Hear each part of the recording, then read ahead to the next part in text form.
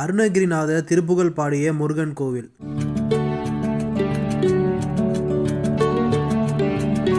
குழந்தை வரம் அருளும் அற்புத பாலமுருகன் திருக்கோயில்.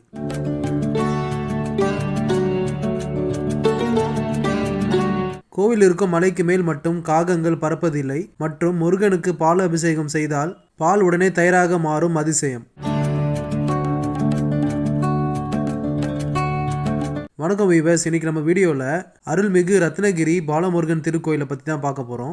முதலில் இந்த கோயில் எங்கே அமைந்து உள்ளது, எப்படி செல்லலாம் என்று பார்க்கலாம். அதுக்கு முன்னாடி இது போல் அற்புதமான ஆலயங்களை பற்றி வீடியோஸ் பார்க்க என்னோட ரிமாக்குல் ரமேஷ் சேனலை மறக்காமல் சப்ஸ்கிரைப் பண்ணிக்கோங்க. அப்போ தான் நான் போடுற வீடியோஸ் உங்களுக்கு ரெகுலராக வரும். இந்த அருள்மிகு பாலமுருகன் திருக்கோயிலானது வேலூர் மாவட்டம் கீழ்மின்னல் என்ற கிராமத்தில் ரத்னகிரி என்ற மலை மீது அமைந்துள்ளது. இந்த கோயிலானது ராணிப்பேட்டையிலிருந்து 10 கிலோமீட்டரும் வேலூர்லேருந்து 16 கிலோமீட்டர்லையும் அமைந்துள்ளது. கோயிலோட அட்ரஸ் மற்றும் கூகுள் மேப் லிங்கை டிஸ்கிரிப்ஷனில் கொடுத்துருக்கேன், தேவைப்படுறவங்க பார்த்து தெரிஞ்சுக்கோங்க. மலை மீது உள்ள கோயிலை படிக்கட்டு ஏறியும் போகலாம் அல்லது உங்கள் வாகனம் மூலியமாக மேலே செல்வதற்கு சாலை வசதியும் உள்ளது. படிக்கட்டுகள் சுமார் ஒரு 100 படிக்கட்டுகள் இருக்கும். ஒரு 10-15 நிமிடத்தில் எளிதாக ஏற முடியும். இல்லை என்றால் நீங்கள் வாகனம் வழியாகவும் இந்த கோயிலுக்கு செல்லலாம். கோயில் அடிவாரத்தில் துர்க்கை அம்மன் கோயிலும் அமைந்திருக்கு. கோயில் எதிர்ப்புறம் ஒரு அழகான பெரிய தெப்பக்குளமும் உள்ளது. கோயிலின் மூலவர் பெயர் பாலமுருகன், உற்சவர் பெயர் சண்முகர். இங்கு உள்ள தீர்த்தத்தின் பெயர் ஆறுமுக தீர்த்தம்.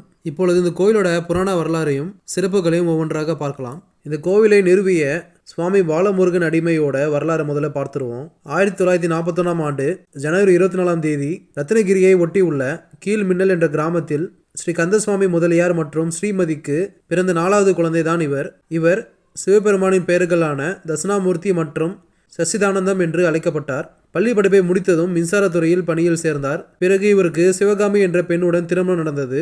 இவர்களுக்கு 2 மகள்கள் மற்றும் ஒரு மகனும் உள்ளனர். அக்காலத்தில் சிறிய மணல் குன்று மீது சிறிய முருகன் கோயில் இருந்தது. தனது 27ஆம் வயதில் வேலைக்கு செல்லும் வழியில் முருகனை பிரார்த்தனை செய்ய மலையில் ஏறினார். அப்பொழுது அர்ச்சகரிடம் கற்பூர தீபம் காட்டும்படி கேட்டார். ஆனால் கோவில் அர்ச்சகர் கற்பூரம் கூட இல்லை என்று சொல்லிவிட்டார். கனத்த இதயத்துடன் சன்னதியை சுற்றி வந்த அவர் திடீரென்று முருகர் பிரசன்னமாக அவர் மனதில் தோன்றினார். அப்பொழுது அவர் தரையில் மயங்கி விழுந்தார். பிறகு மக்கள் அவரை எழுப்பியதும் அவர் தனது சுயத்தை நினைவில் கொள்ள முடியவில்லை. அப்பொழுது அவர் கோயிலை மீண்டும் பழைய நிலைக்கு கொண்டு போனவரை அங்கிருந்து செல்ல மாட்டேன் என்று சபதம் எடுத்தார். அன்று தொடங்கி இந்த கோயிலை உருவாக்க அவர் கடுமையாக உழைத்தார். 2001ஆம் ஆண்டு இந்த கோயில் முழுவதாக கட்டி முடிக்கப்பட்டு கும்பாபிஷேகம் செய்யப்பட்டது. மலையில் ஏறுவதற்கும் இறங்குவதற்கும் தனித்தனி பாதைகள் அமைக்கப்பட்டன. கருவறையை புதுப்பிக்க வசதியான கிரானைட் கற்களால் ஆன தேர் செய்யப்பட்டு அங்கு பிரதான தெய்வம் நிறுவப்பட்டது. மலை அடிவாரத்தில் துர்க்கை அம்மனுக்கு ஒரு கோயிலும் எழுப்பப்பட்டன. முருகப்பெருமான் சன்னதியை வலம் வருவதற்கு தங்க தேர் செய்யப்பட்டது. சிலை அலங்கரிக்க தங்கம், வெள்ளி மற்றும் விலையுயர்ந்த கற்களால் ஆபரணங்கள் செய்யப்பட்டன. இன்றும் கோயிலில் இவரை நீங்கள் காண முடியும். முருகருடன் சேர்ந்து இவரும் பக்தருக்கு அருள் பாலித்து வருகிறார். இது இந்த கோயில் கட்டப்பட்ட வரலாறு. இப்பொழுது பாலமுருகன் நிகழ்த்திய அதிசய வரலாறை பார்க்கலாம். 14ஆம் நூற்றாண்டில் ரத்னகிரி பாலமுருகன் கோயில் மலை உச்சியில் ஒரு சாதாரண மணல் குவியல் மீது அமைந்திருந்தது.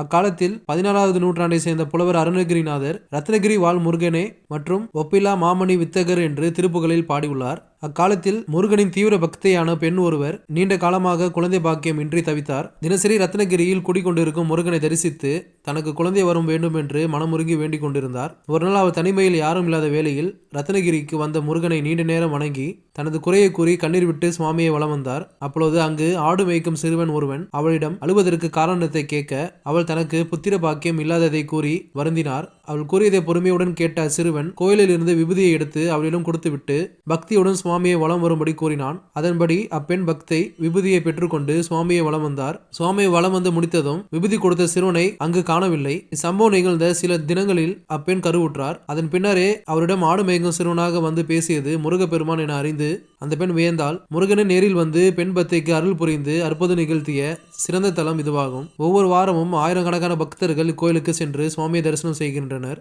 இப்பொழுது இந்த கோயிலோட சில சிறப்புகளை பார்க்கலாம். 5 நிலை ராஜகோபுரத்துடன் இந்த கோயில் அழகாக மலை மீது அமைந்துள்ளது. இந்த கோயில் பூஜை செய்யும் பொழுது பயன்படுத்தப்படும் மலர்கள், நெய்வேத்தியம், தீப ஆராதனை, பூஜை செய்யும் அர்ச்சகர்கள் என்று அனைத்தும் 6 என்ற எண்ணிக்கையில் செய்யப்படுகிறது. ஐப்பசி பௌர்ணமி அன்று சிவபெருமானுக்கு அன்னாபிஷேகம் செய்து பார்த்திருப்போம். அதுபோல இங்கு முருகப்பெருமானுக்கு அன்னாபிஷேகம் செய்யப்படுகிறது. உலகிலே முருகனுக்கு அன்னாபிஷேகம் செய்யப்படும் ஒரே முருகன் கோயில் இந்த கோயில் தான். அதற்கு காரணம் முருகப்பெருமான் சிவபெருமானிடம் இருந்து தோன்றியவர் என்று உணர்த்தும் விதமாக இந்த பழக்கம் கடைபிடிக்கப்படுகிறது. கிருத்திகை தினம் அன்று முருகருக்கு ரத்தினத்தால் ஆன ஆடை அணிவிக்கப்படுகிறது. இந்த கோயில் முன் மண்டபத்தில் கற்பக விநாயகரை பார்க்கலாம். முருகப்பெருமான் இங்கு பாலமுருகனாக இருப்பதால் கந்த சஷ்டி தினத்தில் சூரசம்மாரம் இங்கு நடைபெறுவதில்லை. இரவில் அர்த்த சாம பூஜை அவருக்கு பாலை நிவேதனமாக படைக்கின்றனர். இத்தலத்தில் உள்ள முருகன் 4 கைகளுடன் ஆயுதங்கள் ஏந்தியபடி இடதுபுறம் நோக்கிய மயிலுடன் காட்சி தருகிறார். கோவில் இருக்கும் மலைக்கு மேல் மட்டும் காகங்கள் பறப்பதில்லை மற்றும் முருகனுக்கு பால் அபிஷேகம் செய்தால் பால் உடனே தயிராக மாறும் அதிசயம் நடக்கிறது. கோயிலில் அடிவாரத்தில் துர்க்கைக்கு தனி கோயில் உள்ளது. அக்கோயிலில் வராகி அம்மனுக்கு தனி சன்னதியும் உள்ளது. ஆடி நவராத்திரி, தைவெள்ளி, பஞ்சமி, ராகு காலத்தில் சிறப்பு பூஜைகள் நடைபெறுகிறது. திருமணம் வரம் வேண்டுபவர்கள் இங்குள்ள துர்க்கை அம்மனை வேண்டினால் உடனே நிறைவேறும் என்று சொல்றாங்க. கோயில் அடிவாரத்தில் கோயில் எதிர்ப்புறம் ஒரு அழகான பெரிய குளத்தை பார்க்கலாம். இந்த கோவில் குளம் மிகவும் அற்புதமாக தான் இருக்கும். இந்த ரத்னகிரி முருகன் கோயிலுக்கு வந்தா மிஸ் பண்ணாம அடிவாரத்தில் உள்ள துர்க்கை அம்மன் கோயிலும் இந்த குளத்தையும் பாருங்க. இந்த குளம் அருகில் பாலமுருகன் அடிமைக்கு ஒரு பெரிய சிலையும் பார்க்கலாம்.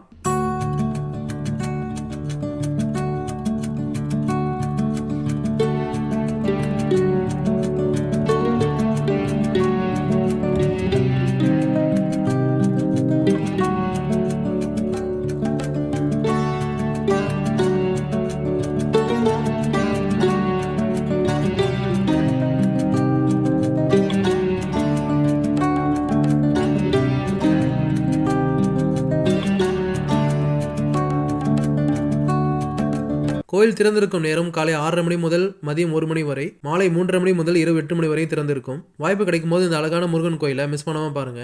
மீண்டும் இது போல அற்புதமான ஆலயங்களை பத்தி வீடியோஸ் பார்க்க என்னோட ரிமார்க்கபிள் ரமேஷ் சேனலை மறக்காம சப்ஸ்கிரைப் பண்ணிக்கோங்க. மீண்டும் இது போல அற்புதமான ஆலயத்தில் சந்திக்கலாம். ஓம் சரவண பவா. நன்றி, வணக்கம்.